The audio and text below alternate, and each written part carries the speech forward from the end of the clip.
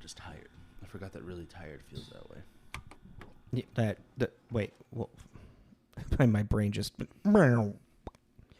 like you are hungover though, right? You weren't drinking yesterday.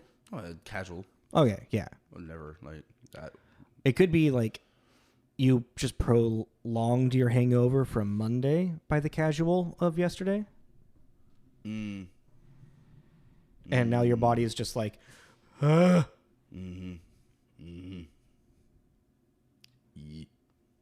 Well, that's how we're feeling today.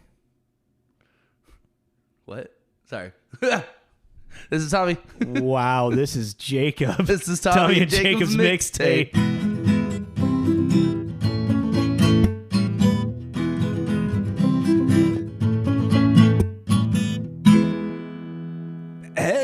Hey,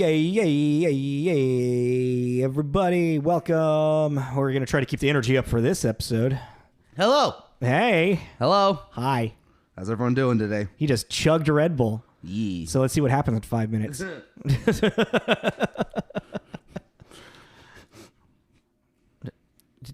smells weird. It's probably your breath from drinking the Red Bull. He's sniffing the mic. I hope when I edit that I can hear that sniff. Okay. Hey, everybody. Sorry, welcome. We are doing. We're on episode 60. Woo! Oh, it's episode 60. Yeah. Wow. That's cool. Yeah. We're getting close to that 100 mark. Yeah. We are finishing up our November block of football, sport, comedy stuff with Yeah. The Longest Yard. And also, when this episode airs, it's going to be my birthday. Oh, yeah. This Happy episode birthday. airs on my birthday. Sweet. So, happy birthday to me. Happy birthday to Jacob. And Yay. everybody can fuck off. But yeah, so... we are today, ending the football block, November football block with The Longest Yard. Released May 27th, 2005. Yeah, premiere was on the 19th.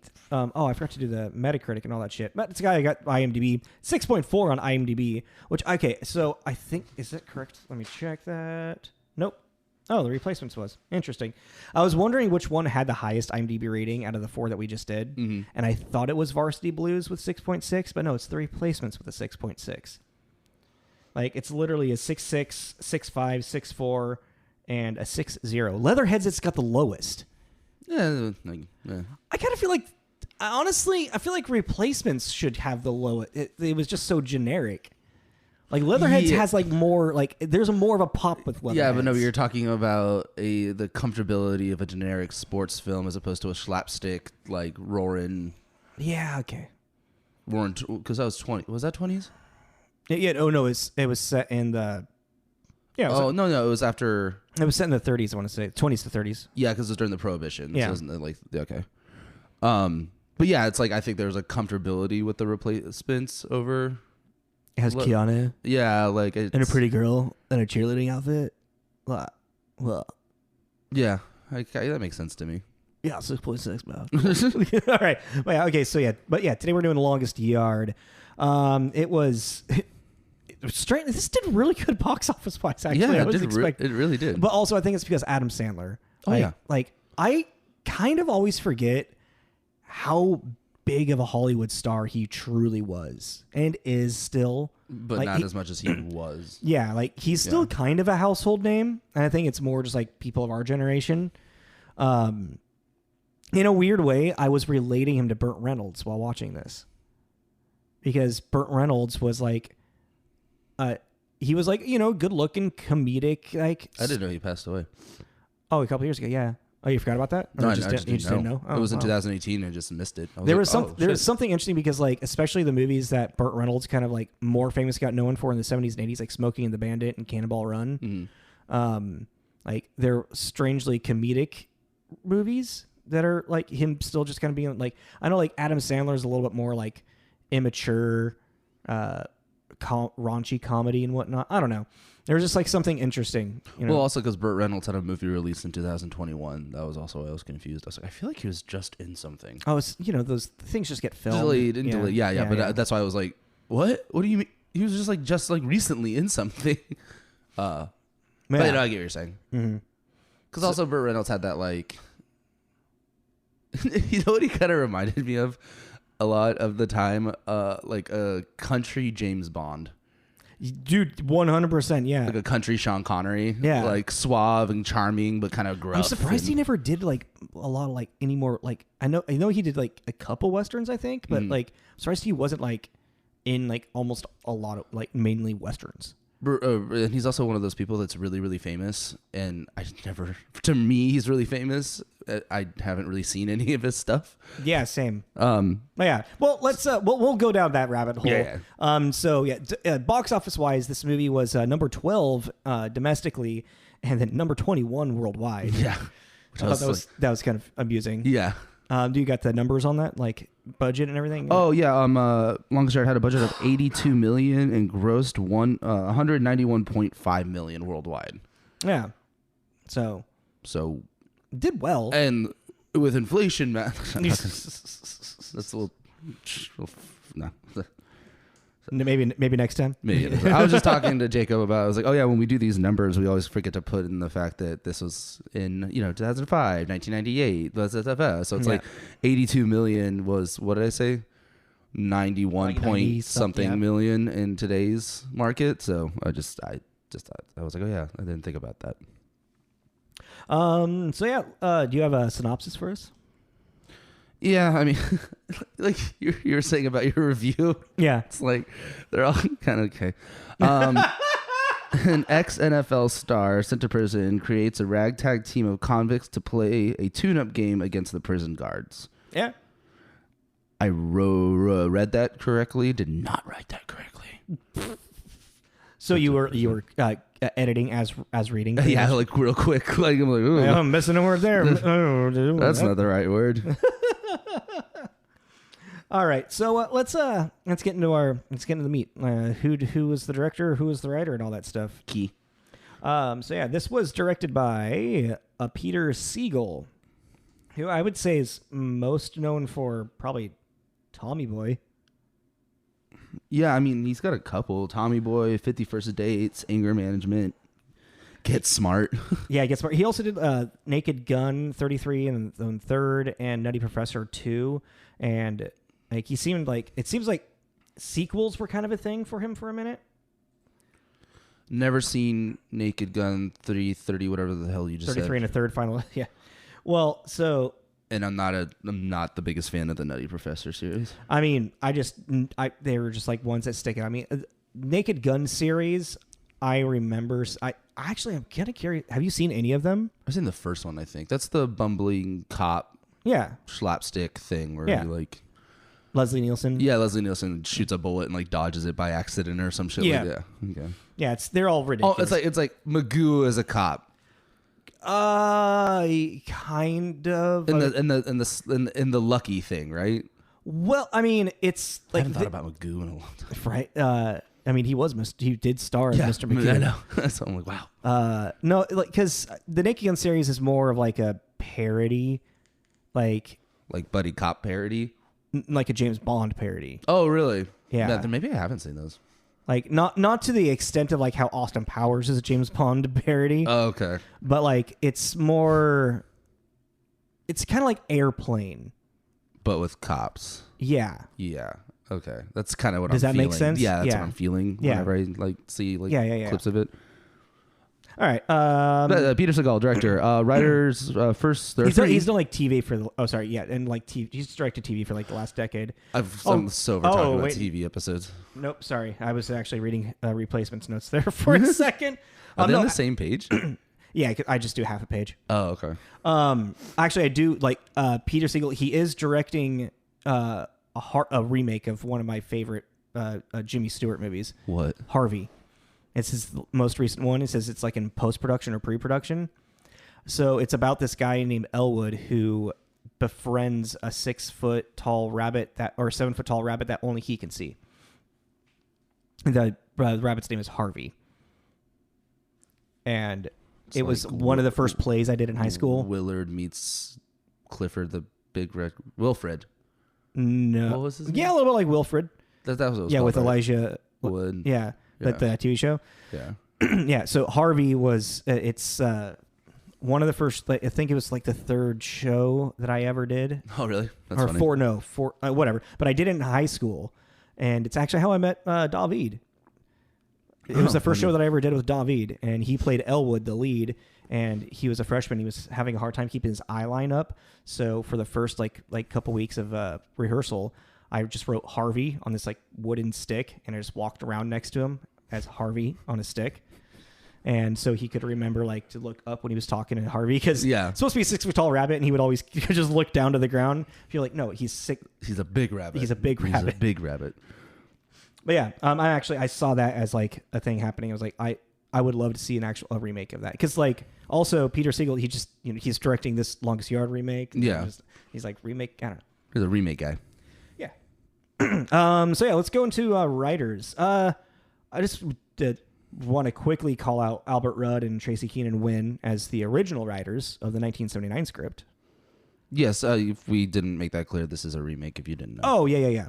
It's also a remake that starred Burt Reynolds, which I was really... It's like a shot-for-shot remake from what I was reading. I've never seen the original one. Is it really? That's what I was... Like, a lot of it is, yeah. Interesting. Like, a lot of the shots are just... I know for a fact the ending one, the game ball scene... Oh. Shit like that. Like, kind of the big moments, a lot of them are just reshot and, like, updated. But, yeah, apparently this was kind of really, like, cut and dry and, like... Well, updated soundtrack and... Yeah, like, it really just seemed like a money grab. That's fair. In a lot of ways. Because there's a lot of a part of me like, why did this get made? And like, there's definitely with Sheldon Turner, I got some questions with like where the fuck he came from, which I did some little bit of research on too. But yeah, Albert Rudd. Albert Rudd is actually most famously known for being one of the. Isn't it Ruddy? Is it Ruddy? I think it's Ruddy. I think I just forgot to write the rye that. So maybe. Yeah, Albert S. Rudy or Ruddy. Yeah, I completely just forgot to write the Y, so I just have Rudd, like he's related to Paul Rudd, sexiest man alive. That's why I was getting confused. Yeah, so Albert Ruddy, he was one of the main producers on The Godfather. Yeah, and he's also a writer for like Hogan's Heroes, Walker Texas Ranger, an old school writer. Yeah, he's an old school guy. He's a writer in Cannonball Run too. As well. Oh, really? Yeah. And then Tracy Keenan Ward. Again, Win. What did I say? Ward. What's that? I thought I was the struggle bus today. Tracy Keenan Wynn. Guys, I think we need to throw in the towel. Let's start over. Tracy Keenan Wynn.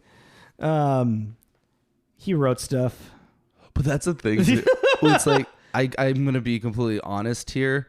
That's such older stuff. I didn't know any of them. I know. No, exactly. So like even like I think my movie knowledge kind of starts to end at like the 70s. I mean, unless they're like the huge hits. Yeah, exactly. Unless and even even like the 80s. I mean, but if we want to be honest, like let's like some of the movies that we have reviewed for like the early 2000s or like whatnot, or even the 90s, in like another like 20, 30 years, when two ragtag friends decide to start talking about movies of the past and their nostalgia, they're going to be like, what the fuck is Mimic? Or, shit like that. You know what I mean? 100%. So... No, totally. Yeah. The fuck is Mimic? I don't know why you picked that one. Because there's a couple. I was like Johnny Mnemonic, Mimic. I don't know. Johnny Mnemonic might fucking stand the test of time in a weird way. No. Anyways, and then Sheldon Turner.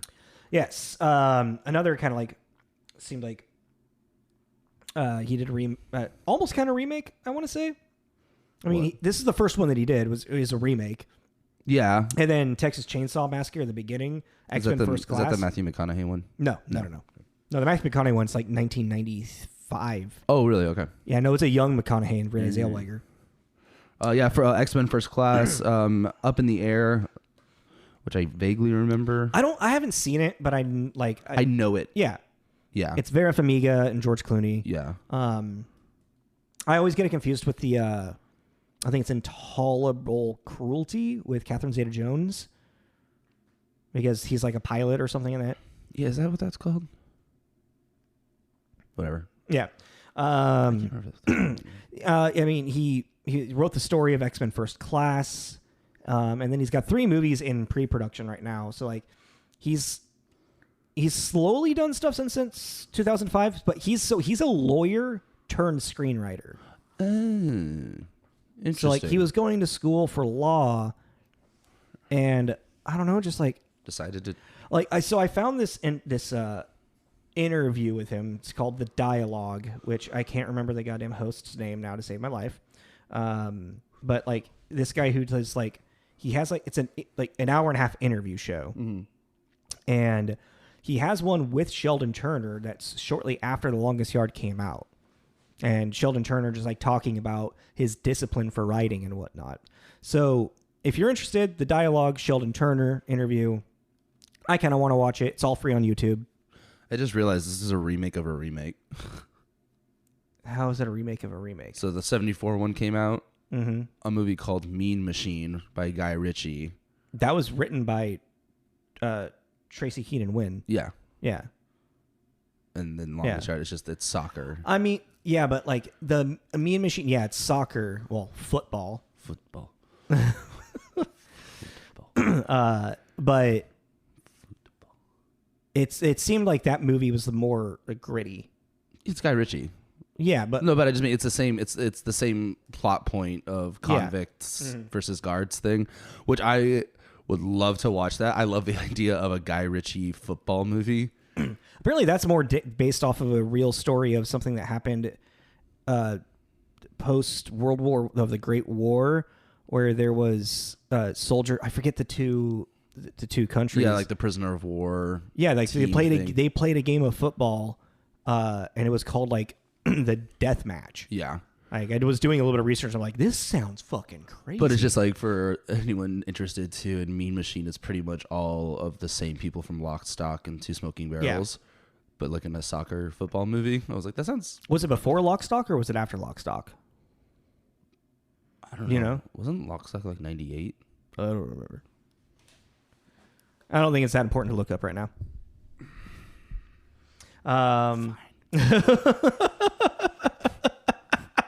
As you move, it's like, let's keep going down on The Longest Yard. I said fine. Anyway. So yeah, those are the writers and director. So just recap real quick. Director Peter Segal. I would definitely keep your eyes out for Sheldon Turner. I think he's going to probably pop off with some stuff. You think so? Yeah, especially if he's got 3 movies in pre-production. You know? Yeah. Like, it's been a slow, like, he's got a very short list, but I don't know. Maybe he might, I mean, also Up in the Air, I think, was nominated or something. Like, it was a respected script. Yeah, yeah. You know? No, X-Men First Class wasn't. But, so... I don't mind X-Men First Class. No, that one's, I feel like it was a good reboot for the series. I mean, and this is like Magneto. Michael Fassbender's Magneto was just cool. Yeah. He was a cool Magneto. I mean, well, this wasn't... Days of Future Past after First Class? Yeah. First Class is like the first one. Okay, yeah. Oh, that's right, because then Days of Future Past is the second one, and it's tying them together. No, then the second one is Apocalypse. No, it's not. Yeah, I thought that was after. No, Days of Future Past? No, Days of Future Past is the next one. Because Apocalypse... You're right, because he's not bald yet. Yeah, Apocalypse is setting up for Rise of the Phoenix. Right. Okay, so Rise is... Okay, and then... That's the most recent one. And that's the fourth one. Yeah. All right. Let's talk about trying not to go down rabbit holes. All right, so yeah, The Longest Yard is also starring, as we already talked about. Do you want to do reviews? No, let's do starring first. Okay. I don't remember the order. How do you not? We've done this 60 times. I'm a different Tommy right now. All right, so yeah, Adam Sandler is like the leading star of this movie. And I think that's kind of like why, like I was saying, like this, he's the reason why this movie probably did so well box office, because of how big of a star Adam Sandler was. But this is also kind of like at the decline of Adam Sandler, I feel. You know what I mean? Well, because, yeah, I mean, yeah. Well, because I also think that also, like, shortly after this is when he started kind of trying to do the drama thing that a lot of, like, funny comedians do. Because, like, let's see. I mean, well, he has. After this is like, I now pronounce, oh, no, you don't mess with the Zohan. That's the downfall. That's when it started going bad. Well, yes, and then you did Click. Because Click. Oh, God, I now pronounce you Chuck and Larry. Yeah. No, yeah, because then, like... You have, like, grown-ups, funny people. Because Spanglish came out before this. Yeah, that's what I'm confusing. And Punch Drunk Love came out before that as well. I thought all of this was post. No. Okay, I got it. I mean, I think the most like more like I think it's Uncut Gems, which is awesome, by the way. Sandy Wexler. Yeah, but dude, Uncut Gems. I haven't seen it yet. Is a great thriller. It's just like and also like Adam Sandler, he's almost unrecognizable in it. I have heard that.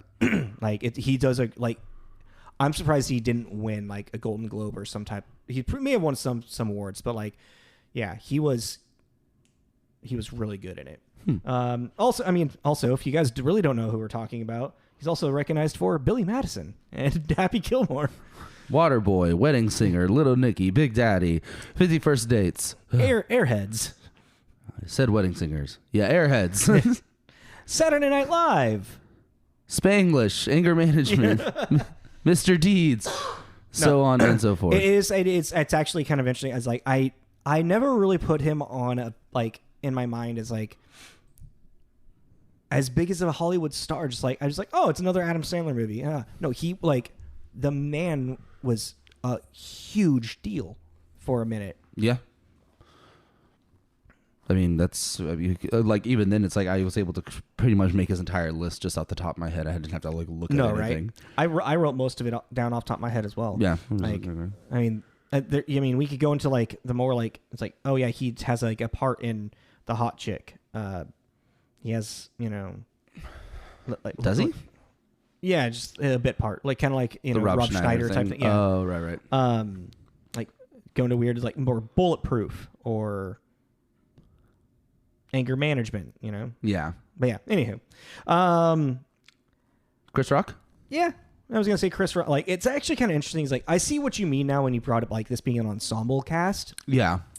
Like, it's almost, it's got such a large cast, but like, I don't feel like it's like it carries enough of like storyline with everybody else for it to be considered a true ensemble cast. Yeah, and once you said that, I agree, and I was thinking back on it. It's not until the end of the movie that you get the whole scope of it. Yeah, when they're all playing the game and they're all together, you're like, holy shit! I didn't half of the movie is the fucking game. I didn't realize that. But I was like, there are a lot of fucking people in this movie.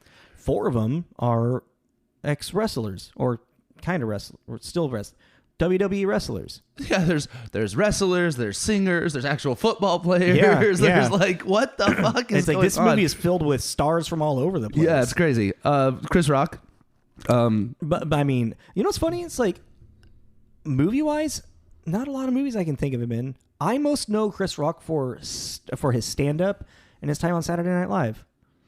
Yeah, I mean, movie wise, he was in Osmosis Jones. Yeah. Head of State. Remember what was it called? Down to Earth? Yeah. Where he gets like reincarnated as like an old white guy. Yeah, oh my god, I forgot about that. But like I remember him like his earliest roles like in Dogma and Lethal Weapon 4. It's like he started doing more movies like later on, but it's just really interesting. There's not a lot of there's not a lot of movies I've seen him really in. Like I see him around with like interviews, and I like see his stand up. That's what I connect to him a lot more with. Which I found interesting. In Dogma, he's like an apostle or something. What is he? He's not an angel. No, he was like friends with Jesus. Yeah. Yeah. Isn't that what they're called? Yeah, I just remember him in the trench coat. Falling from the sky naked. Yeah. That's pretty much all I can remember. Because he's also he's not in the movie very long. No, that's another kind of example of like ensemble cast that doesn't really like have their own story. They're all like there to aid the lead woman kind of thing. Mm-hmm. Like collectively, they're all in the movie like 15 minutes. If you actually were to put all their time together, you'd be like, probably about 15 minutes. I mean, Jay and Silent Bob are probably the ones that had the most besides her. And then I would say Alan Rickman, and then Matt Damon and Ben Affleck. And then Salma Hayek, and then Chris Rock.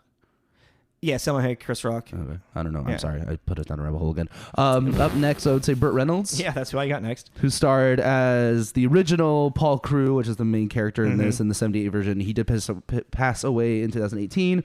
Known for things like Boogie Nights, Smokey and the Bandit, Deliverance, Cannonball Run. He's Boss Hogg and Dukes of Hazzard remake.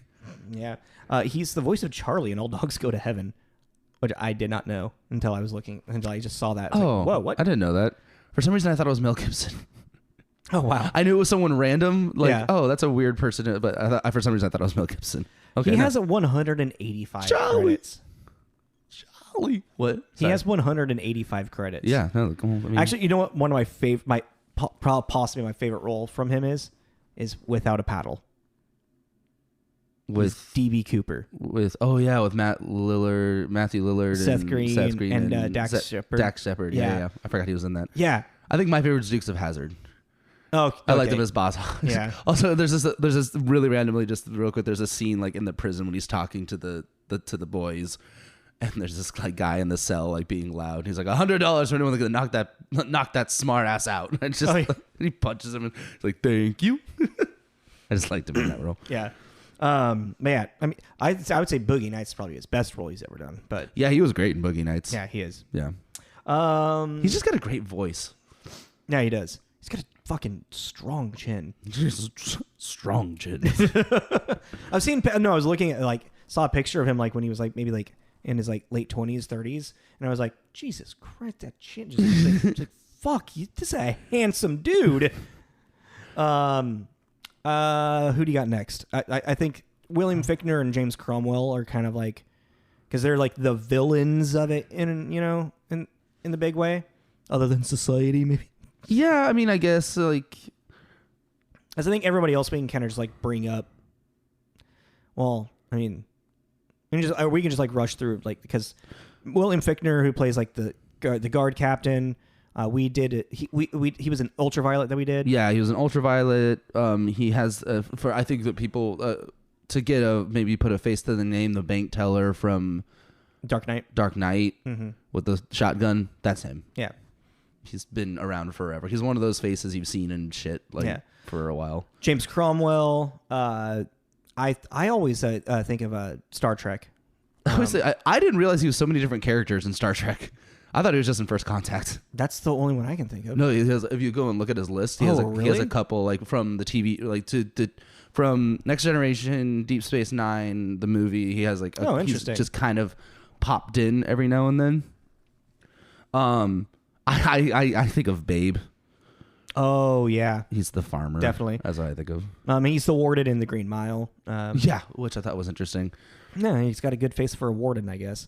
And then it's like just to throw out the Nellie's in this when we were talking about singers. Nelly was hot. It's only just a dream.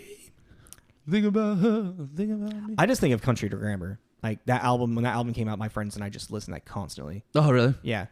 I think because that's Indigo's name in my phone is a lyric from Just a Dream. Oh really? My lover, my Michael Irvin is in it. Michael Irvin, he's one of the best wide receivers from the NFL. He played for the Dallas Cowboys for like 10 years or something. He's like not in the top 10, but like, regarded as one of the tops of all time.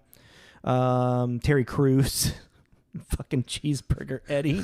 That's one big ass robot. Yeah, right. Terry Crews. Bill Goldberg, who's a wrestler. That's where I was kind of going with you. I needed help because it's one of those, I didn't want to write down all these people. I knew that they were probably somebody, but I mean, let's just go down the list and I'll tell you if I know who they are. Isn't old Dalip Singh? He's the Great Khali. Yeah, he is one of the largest wrestlers to ever come through the WWE. He's huge. He's 7'1". Jesus. Yeah. Let's see, Joey Diaz, who is a comedian. Fuck, all I can think about is stories with Tom and Bert. Did you not recognize Joey? No. Who is he? He's the fucking overweight dude. That's Big like Tony. Okay. Yeah. Okay. Did it? I don't know how did I? Okay. Anyway. How are you not recognizing Joey Diaz? I don't know. I couldn't recognize it. Tracy Morgan. I fucking skipped somebody. Nicholas Turturro. Who's that? He was Brucey, the one that can't fucking do anything. Oh, yeah. I got a bird. His name is Rodney. Tell Rodney you got knocked the fuck out. Thank you for that callback to Friday. Let's see here. Kevin Nash, who is a wrestler who also was Super Shredder in Teenage Mutant Ninja Turtles 2. Forgot about Super Shredder. Stone Cold Steve Austin, the racist guard. That was an uncomfortable scene. Oh, my God. That was very uncomfortable. Oh, my God. Brian Bosworth, who was a linebacker for the Seahawks. Right? I know he's a linebacker. Don't quote me on the team. And then Rob Schneider's got a quick thing in it. Alan Covert's got a quick thing in it. Yeah, I think Courtney Cox has a quick thing in it. Oh, yeah, thank you. God damn it. Which I was like...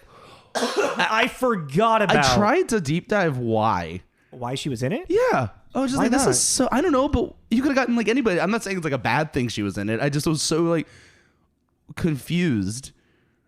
She was taking a break from Cougar Town. I don't know. No, Cougar Town's way after this. Cougar Town didn't come out until like 2011. I always forget Cougar Town's an actual real thing because it's in Community so much. I just assume it's like... Just assume it's a joke inside a Community? Yeah, like it's a fictional thing that they made for the show. That is so funny. I always forget that it's a real thing. I'm like, oh yeah, that's an actual real... Okay, that's not just a weird Abed thing. Well, even like the name, like Cougar Town. Yeah, it sounds fake. It sounds like a show inside of a show. Like we're living... The fucking Dan Harmon rewrote the world. Oh, man. All right, so yeah, what do you got for reviews? So on Metacritic, this has a 48 out of 100 with 10 positive, 19 mixed, 16 negative. Went back to Ebert because I'm doing that, still trying to figure out that system of good, the good, mixed, negative. So Ebert at Chicago Sun-Times, The Longest Yard more or less achieves what most of the people attending will expect. Most of its audiences will be satisfied enough when they leave the theater, although few will feel compelled to rent it on video and share it with their friends. Okay. Michael Sullivan at Washington Post, the pleasure is entirely like eating cake made from cake mix. It's not like you don't know how it's going to turn out or how it tastes the last time you ate it. Okay? Which I just took as formulaic. Okay, we're done. And then Kevin Williams at Chicago Tribune, where the original was a serious film with funny moments, this movie isn't sure if it's a drama or comedy, too incompetently rendered to both. What it accomplishes instead is to be nothing at all. An excessive, stupid, empty-headed nothing. Yeah. That's kind of how I felt. Not that bad. I don't know. Yeah, I like the middle one. The middle one. It's a cake mix. Like they got a bunch of funny people and got some celebrities, threw them all together. It's like the funfetti cake mix. Yeah. It's got like a little bit of a... Little I was chuckling through the movie. Yeah, there's moments. I don't think I'd actually seen it all the way through. Was it as cringe as you were expecting it to be? That Moose movie would not get made today. No, most of the movies we've done wouldn't be made today. I mean, there's definitely some problematic scenes and problematic characterizations. I was talking to somebody about, I'm not gonna say names, but they were talking about Paul Blart, Mall Cop, whatever. And they were saying it was offensive because they make fun of everyone. And I was like, okay, you're correct. They make fun of everyone. But this is also what happens when you give people like Happy Madison Productions free reign to do whatever they want. They're going to do whatever the fuck they want. And it's kind of like, it's because even think of the movies that were made post them actually making their own production company are still really pushing the envelope, and then they're like fuck it, we're gonna be our own bosses. Like that's a terrible idea, but okay, no one's pulling them in. No one's there to pull them in. It's so uncomfortable. Because there's an audience for people that like that stuff. You know. So you guys know, if you're waiting, I'm gonna be pausing on some reviews for a minute. I think it's gonna be me writing reviews when maybe inspiration calls. But it just kind of came clear. It's like I feel like I was just writing the same review after, like, when we're doing these blocks. Because what accidentally did was just kind of do a lot of generic. Yeah. Well, I mean, but we're also discovering that, in the moment, And I think the most interesting one was Varsity Blues. I was gonna say Leatherheads. Leather was fun, but I think the one that actually had depth to it was Varsity Blues. Totally, but I meant like Leather. I'm a visual guy. Yeah. Leatherheads was very a fun watch, just for its setting and all that kind of stuff. But yeah, I kind of feel like, this movie it has like this sense of like camaraderie and like coming together. Like there is definitely like the theme of this movie is accepting your fate, accepting what you've done. Yeah. And there is like a little bit of that, like that football mentality of these like, feel good, like sports movies of like, you only have this moment to like, the moment is only there for you for now. So seize the moment. I really want to start quoting Eminem right now. You only got one chance, one opportunity. That's what you should have done. It's just as your review, but you only got one chance. You only got this movie that proves you only got, and just do Eminem quote. just do all of 8 Mile. Yeah. Well, it would have been funny if you had thought of that, did it, and see if I noticed. Like, are you? As soon as I go to Mom's Spaghetti, you're gonna be like, wait. That was a weird pause. No, yeah, well, it's kind of like what happened with Replacements. I'm like, oh, what?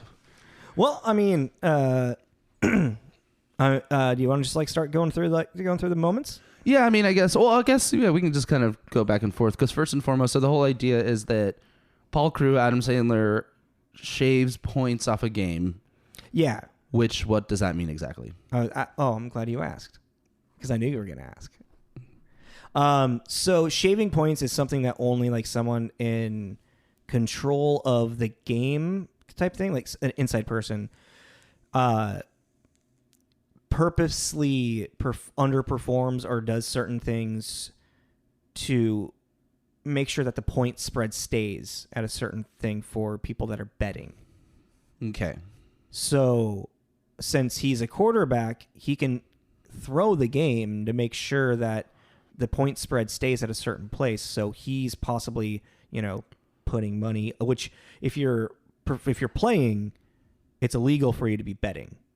That was my question. Yeah. So that was illegal. Like, yes, 100%. But he was proven not guilty of it. But is it a federal crime? Yes. Okay, because then I was confused too about why he was sent to a federal penitentiary. It is a federal crime. Because he ends up going to jail for a DUI, which that is a local thing. So I was like, why would you? Well, and also, I mean, he also destroyed like a city block pretty much.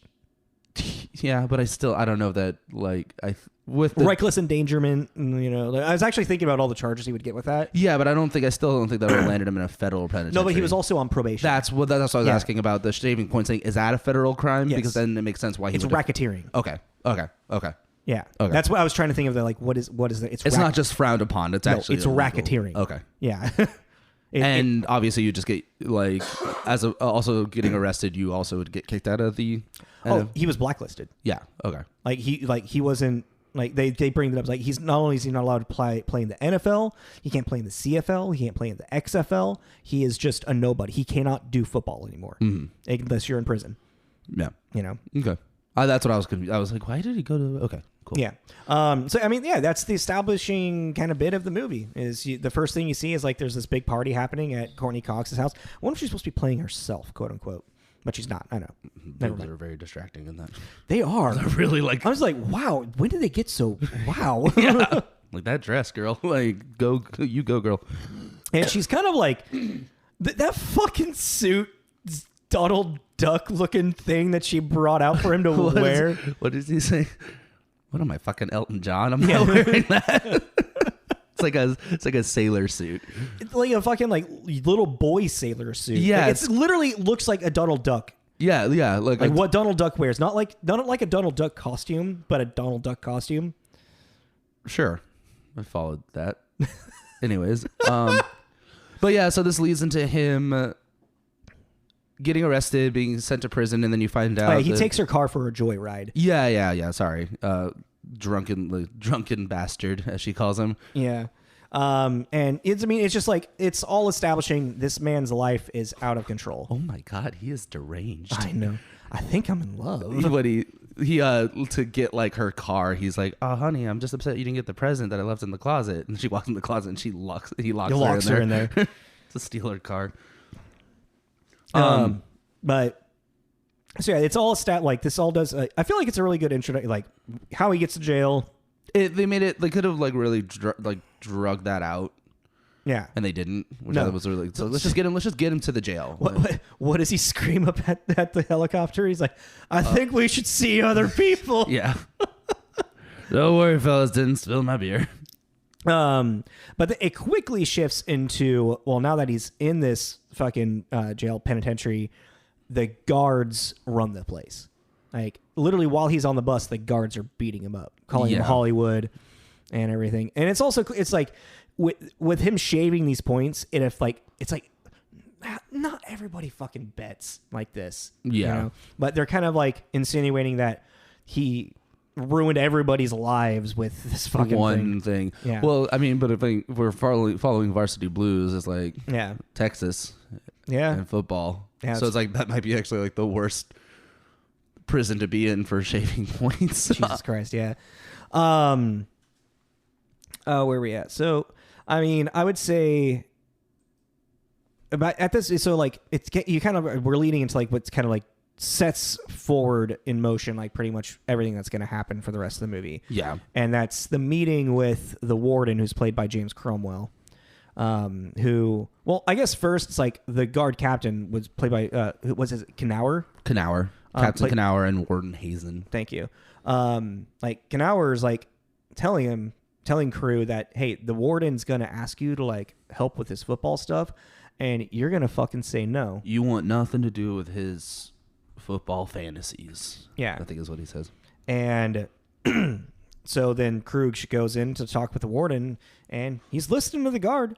The guard's like, he's like, no. The warden, wants to use, like, has basically pulled strings to get him to his prison to have a professional NFL guy to help with his guard, his penitentiary. It's penitentiary. It's a semi-pro football team, which is made of the guards of the prison. Yeah. And William Fichtner, who he's the Captain Knauer, he's the quarterback for the team. Yeah. So, and Crew's just like saying no, and the warden's not liking hearing the word no at all. And so it's putting Crew into like between a rock and a hard place type thing. Yeah. Because either way, it's going to make his life miserable, because don't they end up putting him in the hot box then? They put him in the hot box because he starts a fight. Right. He does the don't become someone's bitch thing. Yeah. You go and find the meanest motherfucker you see and then beat them up type thing. It's like a full-on fight. And like that's also when he meets Chris Rock's character, Caretaker. And like it I guess like the full inciting moment of it is after being in the hot box, and then when Crew's talking with the warden, and he's like, "Oh, you need to just do like a tune-up game." A tune-up game, thank you. And he's like, "What's that?" He's like, "Oh." So then the warden's like, "You find some convicts that want to play and whatnot." And Crew's like, "All right, I'll find some fucking convicts." Yeah, make a team. And the whole idea is like, this is like the convicts. This is your opportunity to get back at these fucking guards. Hit them and not get in trouble, basically. Yeah. Is the idea. Exactly. And not everybody's really into it. But it's up to Caretaker and Crew to put together this team. And it starts off just like it looks like it's just going to be this ragtag of like fucking ridiculous fools. Kind of to go back to what Jacob was saying too, it's like he almost, because of this whole point shaving system, he kind of needs to prove himself to all these people. Mm-hmm. That's why no one wants anything to do with him. Yeah. They're like, you let your team down. You were like utterly selfish and lost everyone money and blah blah blah. We don't like you. Like a Deacon, who's played by Michael Irvin, who's kind of like I would guess like the leader of all the black convicts, like thing and whatnot. He's like the one that they follow him. Yeah, he's the one that's always like in front, like speaking to everybody. Yeah, like, he's the alpha of them all or whatever. Yeah, and like he rips down and he's like, don't trust this guy because look what he did to his team. He says like, what white boy sold out his own teammates? What do you think he's gonna do to you? That's right. Yeah. Like, why would you don't fuck around with this guy? Basically. So, I mean, the people show up for these tree outs. That was Joey Diaz reading. Yeah. And you remembering? What the hell's a tree out? Show the tree out. Say half a meatball. So, I mean, this kind of just turns into like, all right, now it's recruiting time. So I think the first big person really recruited is Swatowski, who's played by Bob Sapp, he's an indie wrestler. Oh, really? Mm-hmm. Okay. He's his character. It's like it's funny, but it's kind of like it's uncomfortable too. It's like I don't know how to describe it. He's not smart. He's a big simple guy. Can you teach me to football? I'll teach you anything as long as you don't eat me. And then he down, Shrek, down. There's a couple of just good little. There is, yeah. That's all it is, really, though. It's like all just set up for okay, say it now. Yeah, and then Burt Reynolds, he shows up as like old timer, going to be the coach. Another old Heisman Trophy winner. Yep, from the 50s. Yeah, and pretty much Chris Rock, caretaker, is like, no, we need to get some of the black people on this goddamn team. Well, because I feel like we're kind of skipping, but it's kind of fine because Nelly ends up joining the team first. Yeah, but that's because of the basketball game. Totally. But but yeah, oh yeah, you're right. Chris Rock says that you need speed. You know where you're gonna find it. Mm-hmm. And like they're like looking at him confused. He's like, you got one brother out there. Mm-hmm. You got one. Like you know where you need to go. So he goes and yeah. And I think a Hammer joins. They get Hammer before this as well. Who's it? Goldberg. He's the one in the shower. They're like, well, with the anaconda. Yeah, he's like, with the big dick. You got a fucking hammer on him. Oh, I didn't realize that's what they call him, Hammer. Yeah, I didn't put that together. We'll see you and your pet iguana practice. Yeah. Or no, oh yeah, you can hit him over the head with that hammer. I said I want to hurt him, not kill him. Oh yeah. Oh, I guess there's a couple of that. Like some of the convicts, they're resistant until like there's a moment with like a certain like guard. Yeah, that's what it really. Everyone has like this beat. Like all the main like players that you like get the most screen time all have like a moment with a guard that finally convinces them like, okay, fine, whatever. It's like, is he going to be out there? Yeah. Uh-huh. And they start using that to their advantage. Like, hey, Papa John's over there is going to be on the team, you know? So it's like all this incentive for certain prisoners just because there's one guard they want to murder, basically. And so it's really interesting. This recruitment, it felt like it took a lot longer. This movie strangely felt like it's 2 hours, but it felt like there was a lot more happening in the 2 hours that I watched. You know what I mean? Yeah. And especially when I like paused it, it was like 40 minutes left. I'm like, there's still like an entire football game to play. Holy shit. Like I felt like it had good pacing. It does have good pacing. That's what I'm saying. Yeah. Like, it's really good pacing. Yeah. For how long it was. So they go to where all the black convicts, do their stuff. And they're playing basketball, and Adam Crew challenges them. Like he's like, "Hey guys, come on, like come join." Like the Deacon's like, "Fuck you," and then Adam Sandler's like, "I'll play basketball." I don't know why I feel like I'm breaking this down in a really weird way. You kind of are. But also I think it's funny too is that like I was with all the reading and the reviews and stuff. There's a lot of people like talking smack about Adam Sandler and like being a quarterback and an athlete. I'm like, he's a natural athlete. I'm like. Have you ever seen? He is. Yeah. Adam Sandler, actually, I don't know why people don't like know that, but he is. Like, he's a very athletic person.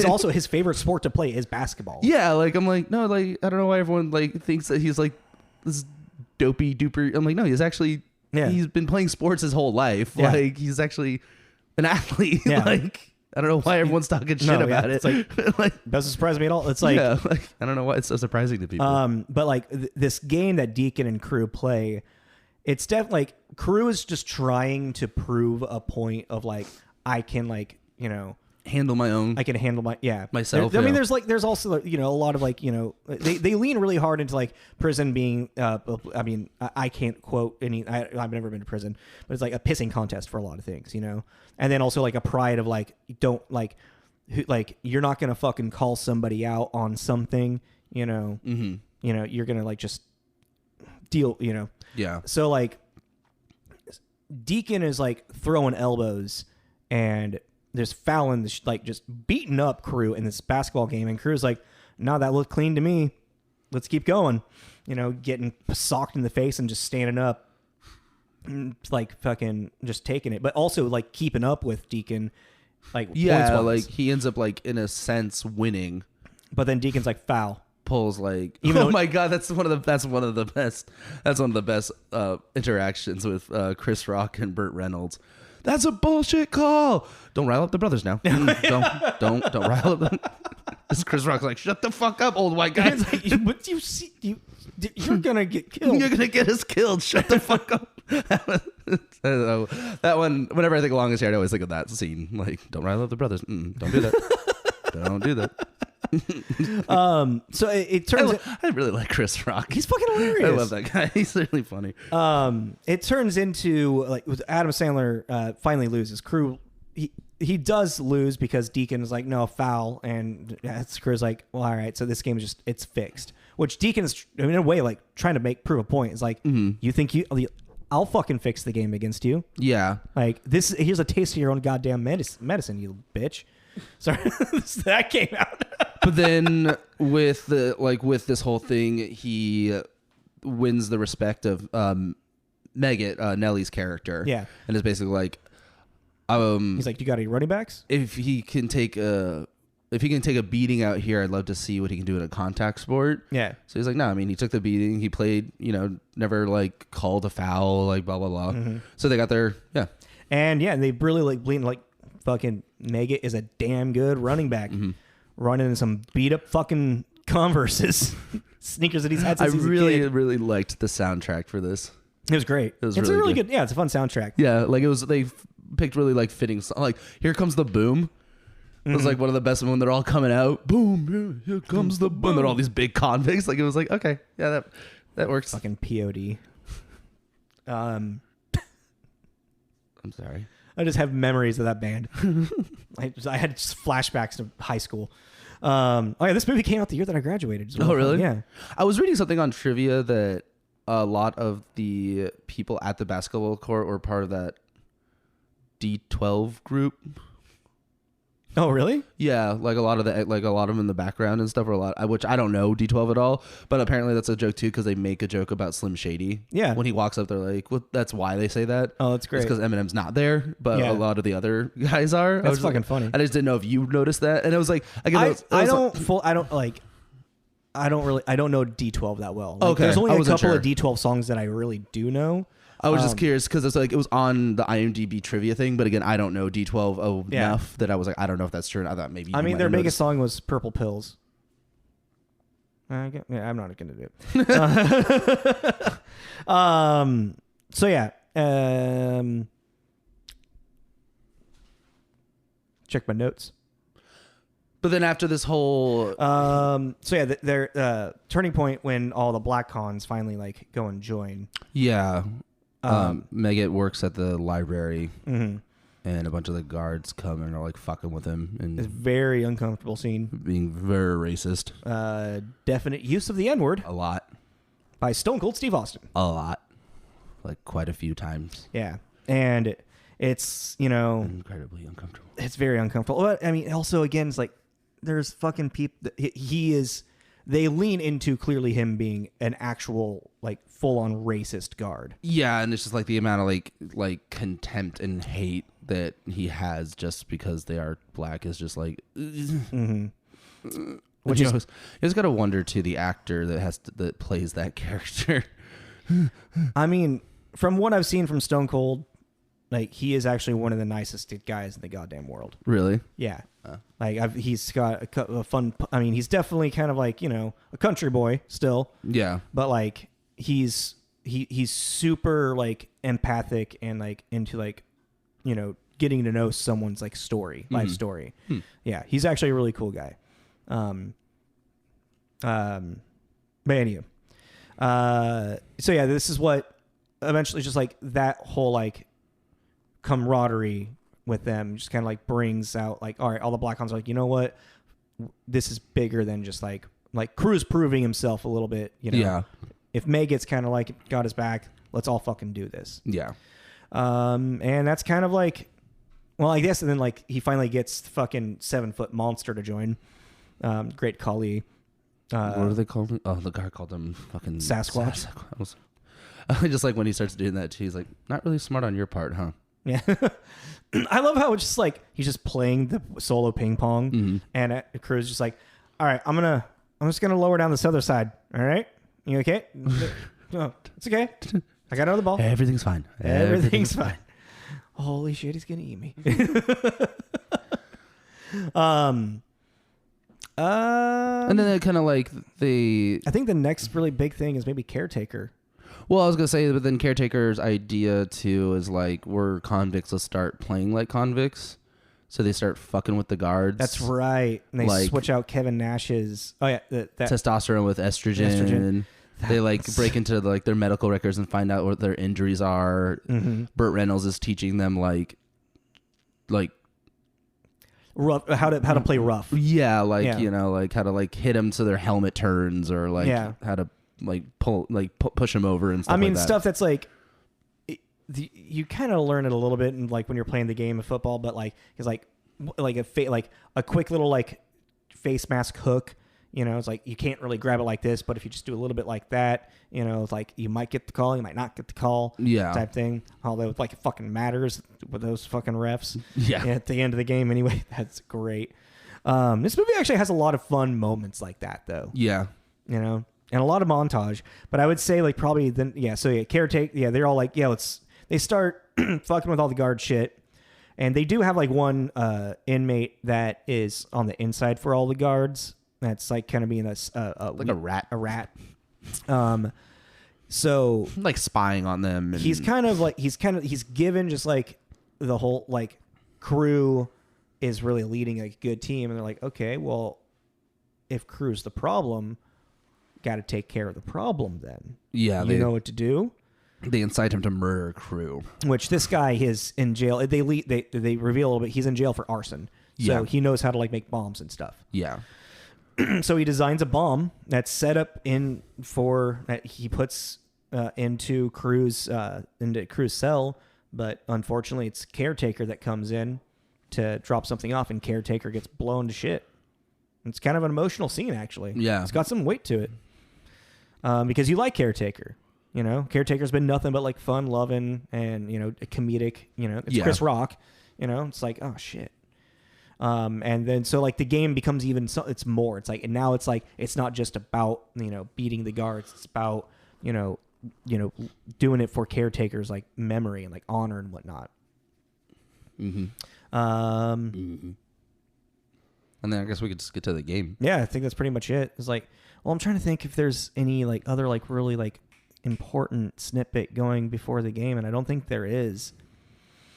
Not really. I mean, unless you want to get like too detailed about it, but I mean that's just kind of. I mean, the next thing is like they start playing the game, and this is like the movie just kind of starts to like kind of flow like this. It's like there's a lot of fun moments of like setup and stuff, and then I guess like the next thing is like at the beginning of the game, like it's pandemonium. Because like all the inmates like they're like.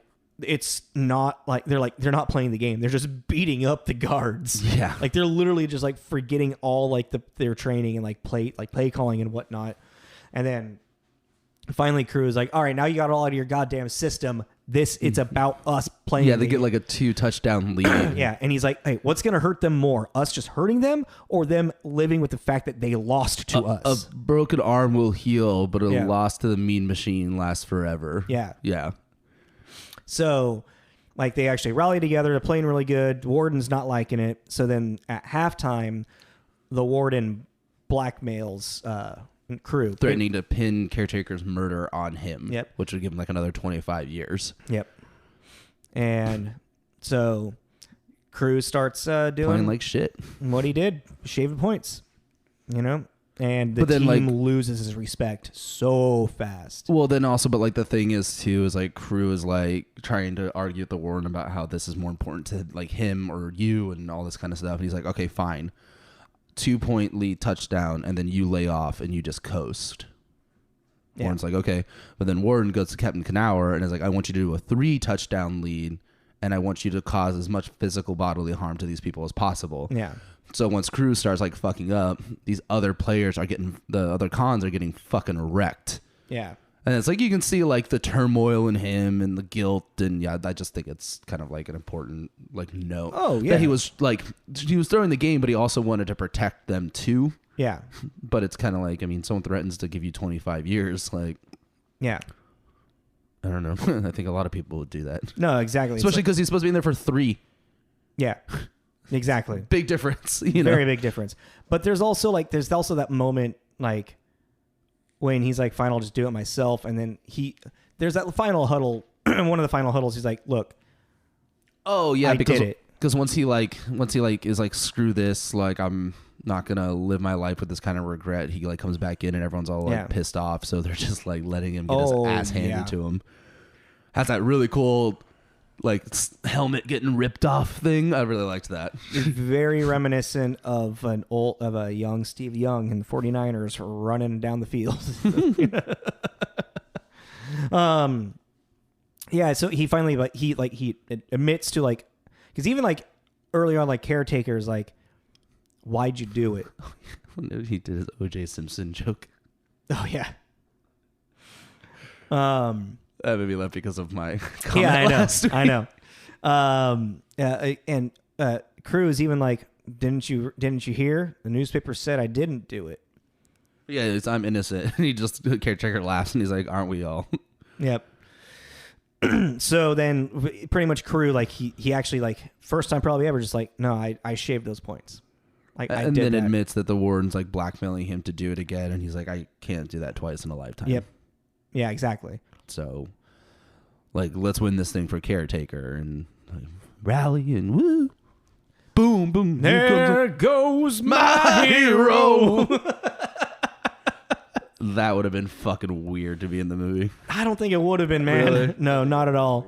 So yeah, it turns into they get 2 touchdowns, onside kick stuff, like fun football playing happens.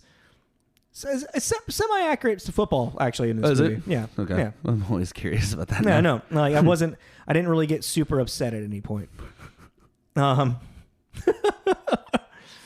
And then they go for, it's like at the very end of it, and they're like, okay, well, fuck, should we go for tie for the overtime, or should we just fucking go for it now? And they're like, we're convicts. We go for all or nothing. Yeah, Burns like, well, unfortunately, that's why we all ended up in the joint. Yep. And so they pretty much, they get the 2-point conversion in a fucking stupid play, a trick play. Oh, that's what I was bringing up too. I was like, oh, it's funny that they basically won. We started off with a team winning because of a trick play, and we're ending off with a team winning because of a trick play. Yeah. I just thought that was like, oh, look, wrapping it up. It's a little bit of a trick play stuff going on. Yeah, and this is where the Warden really shows his real color. Like, so even like everyone's real colors kind of like gets shown here in this like finishing of the story and whatnot. Captain Knauer, like they kind of like lean it, like show it a little bit, but he's gained respect for Crew. Yeah, you know, and he even like says he says to Crew like, hey, I'm not gonna let the Warden throw you under the bus for Caretaker. Yeah, like I knew you had nothing to do with innocent. it. I'll back you on that. Yeah, it's like Knauer's like, you got me knocked around a little bit. All right, I respect it. Like I get it, but also it's a really strange character. There's really I don't feel like there's a. I feel like it was just put in there to make him not seem like a villain so much anymore. Yeah, I mean, because I don't see where there was like a build of a character arc for that to happen. It just kind of happens. I mean, I think it's also like I don't know. It's also just that whole like the Warden's willing to do anything to win, and even Knauer is like has this like moment of like you don't need to fix the game. And he's like, well, apparently I do, or something that. He's like, it's like they're the pride of a football player yeah, is like, coming no, out. Yeah, like, no, I can do this without you interfering. And the warden's like, like warden's like, not. well, yeah. I don't know if he's. I don't believe in taking chances. Yeah, or some no, shit no. like I'm that. a man in power, and a man in power doesn't, take chances. chances. Yeah. Something like that. Because also the warden. Oh yeah, that's also kind of an interesting plot point. Is that the warden wants to run for like a political office, like a governor, or something. Yeah. And this game is getting aired on ESPN2 apparently. Yeah. And actually, he's trying to use it as like a promotion of himself. Yeah. So like the final moments of the movie is like they have like guards set up around with like actual like sniper rifles. Like if any of the convicts try to escape, they're like it's meant to shoot to kill. And Cruz walking down the field, and that's the scene that I was reading was like shot for shot. Yeah. He's walking down the field, and it looks like he's going towards to leave with all of the civilians.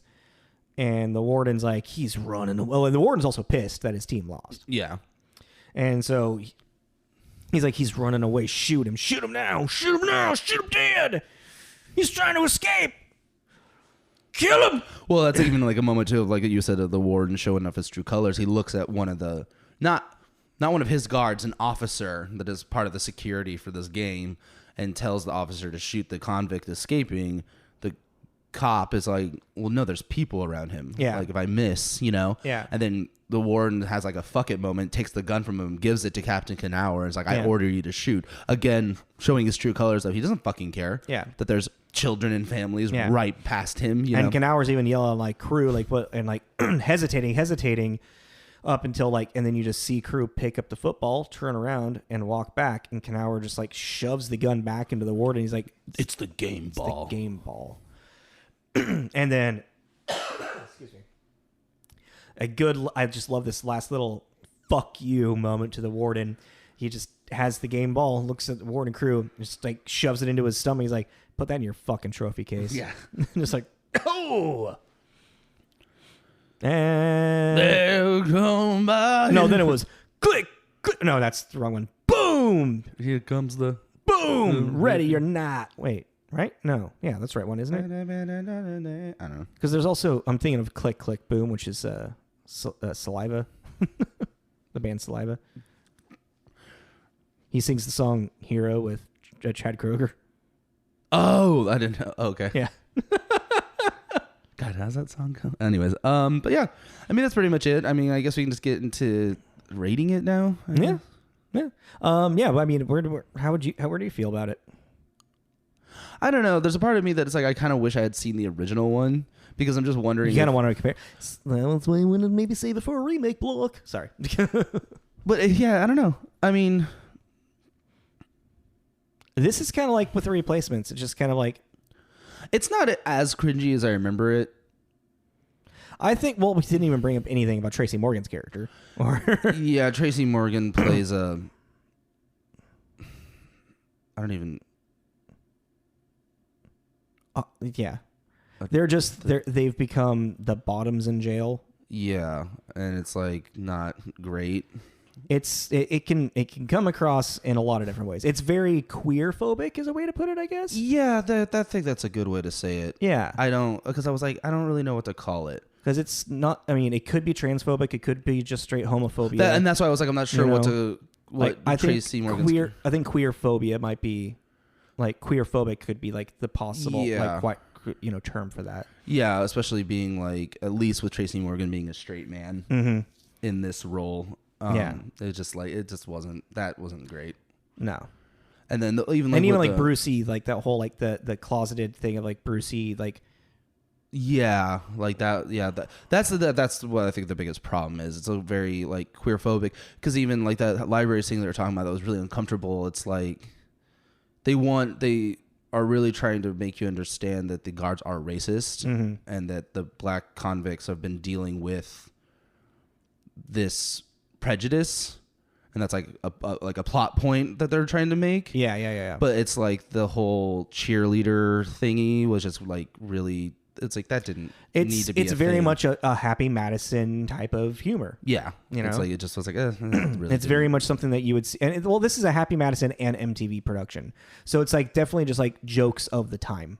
Yeah, You know, like when you're in prison, you're gonna have those. You know, the boys that become the girls, and like it's all just very tasteless. yeah. Stereotype. 9 months, she's gonna look like Beyonce, yeah. shit like that. You're just like, this isn't the best Yeah. representation happening. And that was really like I thought there was gonna be a lot more cringy stuff with that, but even with just outside of Tracy Morgan, I just thought there was gonna be more cringy moments. Yeah, I did too. Yeah. But it's kind of like I don't know. There's definitely some shit that Chris Rock says that made me uncomfortable. As Oh yeah, not repeating that. yeah, it's like, oh yeah, he can say that. That's fine. I'm like, what? I was like, what? Like what? Oh yeah, okay. I can think of a couple. Yeah, I think I would maybe give it like a wet mogwai. Yeah, it's definitely not a it's like, I think it's a mogwai that's eaten after midnight. really? Yeah. Do you think it's about to turn into a gremlin? Yeah, also because, and that's why I said I want to see the original one, because I'm wondering if at the time when this was coming out, for the people that are like around for the originals, like why would you remake that? And even like to the point where that's fair. Burt Reynolds, do you watch this interview about it? Mm-mm. He never saw it. Oh really? Yeah, he went in and was kind of like, okay, like he literally did it for money. They're like, we want you to be in the remake. He's like, okay, well, I don't think you're going to make it better, but don't make it worse. Like, he liked it. Yeah. Being the original one. And then it was kind of like, how many days do I have to work? 3 days? Cool. How much are you going to pay me? Cool. All right. Yeah, I'll do it. And then he only did 3 days. Oh, you're just saying a number. That's what he said. I think he was just being like, yeah, he's just saying a number. yeah. But it's like, he literally just did it for a paycheck. And that's really funny. This movie feels like money grabby to me. Yeah, that's fair. So it's like, I'm curious if the original. It's kind of like with replacements. Like, we have Adam Sandler.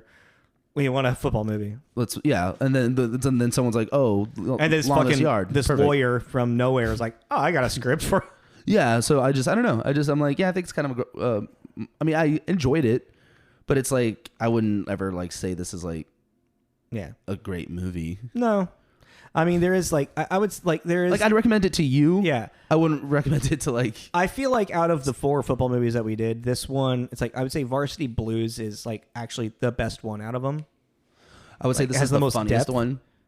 And then this one has a little bit, it has like some depth to it as well. I feel like that the arc of Crew of like, like I'm not gonna make the same mistake twice. Yeah. Type thing. I think that was an interesting, like, deep moment for a character like that, Yeah. And then Leatherheads and the Replacements just kind of like live in a world to get they were fun. Well, I'm also just like, especially with the original too, I'm kind of curious what the humor would have been with it being 74. It could have been a lot more racist. That's what I'm wondering. You know what I mean? I'm very curious about it. I want to watch both of them. I want to watch Mean Machine and I want to watch the 74. Longest Yard? Yeah, Longest Yard. All right, put it on the list. Just in general, just for your own, like... Just in general. Yeah, at some point watch it. Also because I like Guy Ritchie. Yeah, and I think him doing a soccer movie would be good. Oh, but yeah, I'm going to go with my personal is a Gremlin. I mean, Mogwai 8 After Midnight. Yeah, we're in a lower Mogwai feelings for it. Cool. I think we should be wrapping up, huh? Do we want to tell them what we're doing for December? I don't know. What are we doing? We're doing a mixture of holiday stuff. Holiday stuff? What is a holiday? What kind of holiday stuff are we doing, Jacob? We have holiday movies, and then we have unconventional holiday movies. I am wrong, Burgundy. Oh yeah, we're gonna kind of do a back and forth. We're gonna do some unconventional, and we're gonna do some conventional, and we're gonna kind of talk about what makes it unconventional. The unconventional still conventional. Are you gonna actually tell them what they are? Or are you gonna wait till? Oh, do you want to? No, I don't remember the order.